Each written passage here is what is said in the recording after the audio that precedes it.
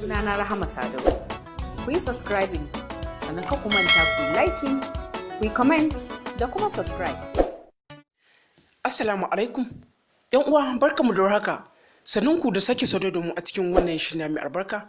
Tofa Turkash ma iya cewa karo na farko kenan da muga shugaban 'yan ta'addan Najeriya wato Abubakar Shekau ya fito yana nuna farin cikinsa da kuma nishaɗi da jin daɗi kamar yadda ya samu goyon baya daga mafi yawancin 'yan ta'addan ƙasar nan waɗanda suke yankin Katsina da Zamfara da ma Maiduguri da kuma sauransu. Wannan dai ma iya cewa shine na karo na farko da shugaban 'yan ta'addan Najeriya ya fito yana nuna farin cikinsa domin ko bai taɓa samun goyon baya irin na wannan shekarar ba, domin ko a yanzu haka shugaban na 'yan ta'adda ya miƙa wurin gayyata zuwa ga 'yan ta'adda da suke gabacin ƙasar nan da kuma arewacin ƙasar nan maso gabaci, yayin da already suka riga su karɓi uzurinsa kuma suka yi da shi 100% akan cewa lalle za su haɗa ƙarfi da ƙarfe domin su ci gaba da ta'addancinsu. Shugaban na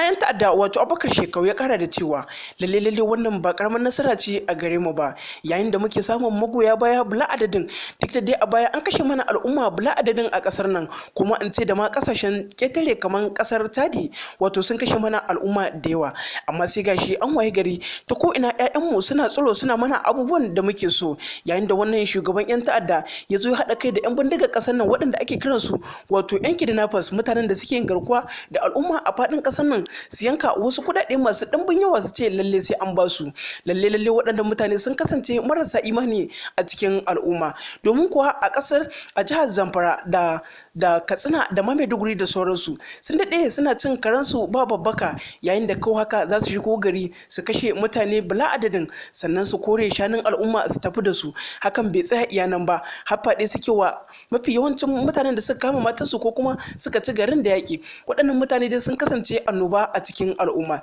sai dai muna addu'a Allah ya mana tsari da su. To a yanzu ne dai lalle muka gane cewa waɗannan mutane da suke kidnapping da kuma kashe al'umma da ma bin gari su kashe al'umma su saci dukiyoyin mutane da ma ragowa su yi wa matan mutane faɗi, lalle mutane ne wanda suka samo asali daga cikin al'umma Boko Haram, kawai sun yi hakan ne saboda samu wata malafa a cikin al'umma. Abin da ya bai tsaya iya nan ba, yayin da waɗannan mutane suka kasance su ne wa matan mutane faɗi, yara da manya, yayin kuma da suke kashe mutane waɗanda ba su ji ba su gani ba, don ko a yaƙi na can da aka yi a zamanin annabawa ba a kashe mata da ƙananan yara ko kuma a zalunce su, amma su kuma waɗannan mutane saboda mutane da suke koyi da Yahudawa sun kasance a koyaushe idan suka shigo cikin gari suka kashe al'umma suka yi da abin da za su yi, to gurin su kawai su yi wa matan al'umma faɗi, yara da manya. Sai dai kawai muna addu'a Allah ka shiga tsakaninmu da waɗannan mugayen mutane. A yanzu dai lalle gwamnatin Najeriya da kuma talakawan Najeriya su gane cewa lalle waɗannan mutane da suke fitowa suna kashe mutane a yankin Katsina da Zamfara da ma Maiduguri da sauransu, to lalle mu fahimci cewa waɗannan mutane sun fito ne da ƙarƙashin wannan shugaban 'yan ta'adda wato Abubakar Shekau. Idan dai ba ku manta ba, wannan shugaban 'yan ta'adda ya daɗe a ƙasar nan yana cin karansa ba babbaka, yayin da yake ikirari shi lalle dan aƙida addinin Boko Haram ne, domin ko hakan ba wata dama ce, ba wani addini da ya baka dama kawai haka ka zo kana kashe al'umma ba gaira ba dalili. Baranta ne ma ku waɗannan al'umma 'yan Boko Haram waɗanda ba ma a san ina suka dosa ba, ko kullum burin su zo su kashe al'umma. A iya cewa dai wannan tugu ne na Yahudawa da ba sa son musulunci, domin kuwa shi wannan abu yana faruwa ne iya ƙasar kudu iya arewa, baya faruwa a kudancin Najeriya. To mu al'umma da muke arewacin Najeriya sai dai mu dage mu kasance kuma a kowane irin lokaci muna masu ƙarfafa addu'anmu, muna roƙon Allah subhanahu wata'ala, domin ko shi Allah maji roƙon bayansa ne. Allah ya mana maganin waɗannan 'yan ta'adda da suka mamaye mu a faɗin Najeriya ko kuma ce arewacin Najeriya.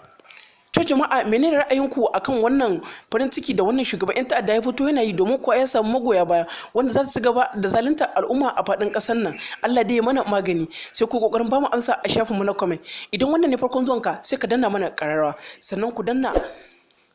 subscribe, sannan ku danna ƙararrawa domin sanar da ku da zarar mun ɗora sababbin bidiyon mu a wannan tasha ta mai albarka mai suna Fuskar Arewa. Mun gode sauraron shirin mu, ku huta lafiya.